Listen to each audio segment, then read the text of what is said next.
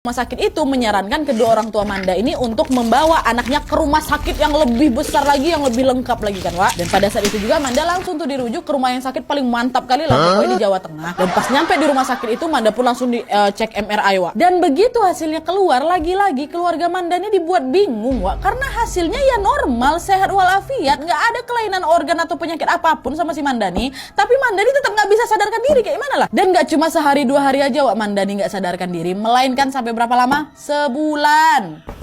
Bayangin sama kalian, Wak, Manda ini pingsan 1 bulan loh. Lama kali ya kan? Nah, khawatir dengan hal ini, sekolah pun akhirnya memutuskan untuk mengadakan doa bersama untuk kesembuhannya Manda, Wak. Pingsan paling lama berapa lama sih, Wak, misalnya ya kan? Ini 1 bulan nggak sadarkan diri. Nah terus, Wak, setelah dirawat di rumah sakit selama 1 bulan lebih, orang tua Manda pun akhirnya memutuskan untuk merawat anaknya di rumah aja. Tapi pada saat itu pihak rumah sakit tidak mengizinkan karena khawatir kalau misalnya alat-alat yang kesambung di tubuhnya Manda ini dilepas, ya Manda yang nggak bakal selamat lah. Katanya dia nggak kenapa-napa, kenapa masih ada alat-alat yang nempel? 1 bulan nggak makan macam mana, Wak? Itu ya harus ada pertolongan pakai alat-alat itu supaya tetap ada stamina dalam tubuhnya kan, walaupun dia nggak sadarkan diri. Dan nggak dibolehin itu sama rumah sakit ya kan. Cuman gara-gara orang tuanya Manda ini bersikeras untuk merawat Manda di rumah aja, pihak rumah sakit pun mau tidak mau harus menyetujui keputusan orang tuanya si Manda ini. Walaupun sempat ada perdebatan alot tuh antara rumah sakit sama keluarga. Dan setelah itu Manda dan keluarganya itu pun pulanglah ke rumah. Dan pada saat itulah keluarganya pun akhirnya mengetahui apa yang sebenarnya terjadi sama Manda. Apa tuh, Nadia?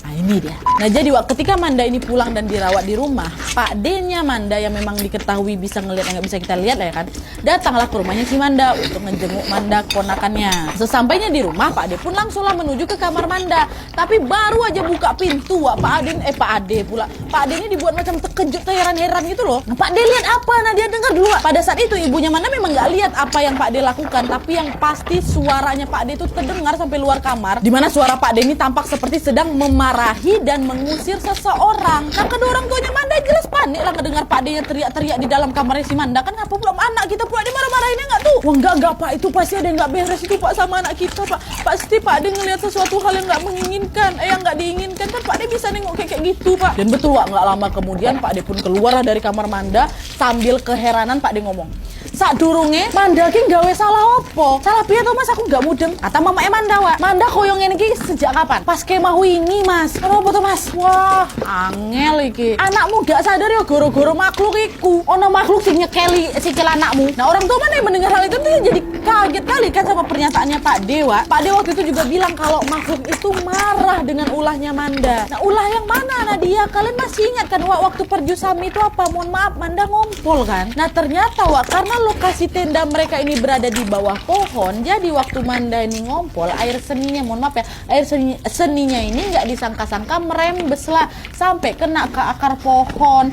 Nah, penghuni akar pohon itu, penghuni si pohon ini nggak terima kalau rumahnya tuh dikotori. Sosok iku nesu, dia Arab gowo Manda meh didadike babu. Iku anakmu nggak sadar-sadar soalnya anakmu nggak gelem. Kuwi nek anakmu wis nggak kuat, iso bablas. Nah, dengar Pak D ngomong gitu tuh ya mamanya si Manda nangis histeris lah. Orang tua mana yang bisa rela anaknya ini dibawa sama makhluk goib ya kan?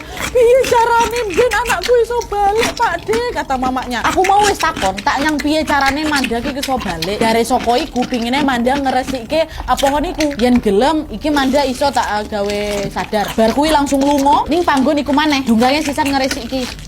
Akhirnya, Wak, keluarga Manda pun setuju dan tanpa berlama-lama lagi mereka pun langsunglah menyiapkan apa-apa yang memang harus mereka siapkan. Dan Pak D juga melakukan ritual agar Manda ini bisa sadar terlebih dahulu supaya bisa dibawa ke sana kan, Wak. Dan pada saat Manda sadar ini, aduh ini sedih sih, Wak. Pada saat Manda sadar, Manda langsung dipeluk mamanya kan. Badan Manda sakit semua, Manda takut," katanya. Pas itu juga ibu Manda pun langsunglah menceritakan apa yang terjadi dan apa yang harus Manda lakukan, yaitu bebersih dan berdoa di pohon tempat dia kemah tuh kan, Wak. Manda denger itu tuh apa nggak nangis dia, Wak, makin ketakutan lah dia kan. "Bu, aku nggak sengaja ngumpul di tenda tuh, betul-betul nggak sengaja. Aku nggak kuat waktu itu, Bu." Ya udah nak, nggak apa-apa. Kita ke pohon itu sama-sama ya, kita bersihkan sama-sama, nanti kita doakan. Nanti ada papanya Nina juga kok yang ikut nganterin kita, kata ibunya tuh mencoba untuk menenangkan siapa. Ingat kan Nina tuh yang mana kawan mereka yang tetanggaan sama Manda tuh, bapak ikut juga nganterin Wak. Nah akhirnya di hari itu tepatnya ba'da asar Wak, Manda bersama kedua orang tuanya Pak D dan bapaknya Nina pun berangkatlah ke lokasi perkemahan dan juga mereka langsung melakukan ritual bersih-bersih dan berdoa di pohon itu. Manda waktu itu juga meminta maaf karena telah mengotori rumah si sosok itu. Dan setelah selesai melakukan ritual, keluarga Manda pun merasa agak lebih lega gitulah karena telah menyelesaikan kewajibannya mereka dan pulanglah sebelum maghrib. Waktu itu mereka sudah berpikir tidak akan mendapatkan gangguan lagi kan Wak. Tapi ternyata dugaan mereka ini salah besar. Kenapa? Dengar nih Mbak ya. Di hari itu, ba'da Isya, Nina, kawannya si Manda ini berniat memang mau ngejenguk si Manda yang memang katanya kan kondisinya udah mulai membaik tuh. Tapi pada saat Nina masuk ke dalam rumah Manda, dia dibuat kebingungan karena melihat ibunya Manda yang terus menangis terseduh-seduh di ruang tamu. Yang memang sedang ditenangin oleh suaminya tuh, bapaknya si Manda. Nah, melihat ada yang datang, ibunya Manda pun langsung memeluk Nina. Nina gitu. Nina panik kan. Tante kenapa tante?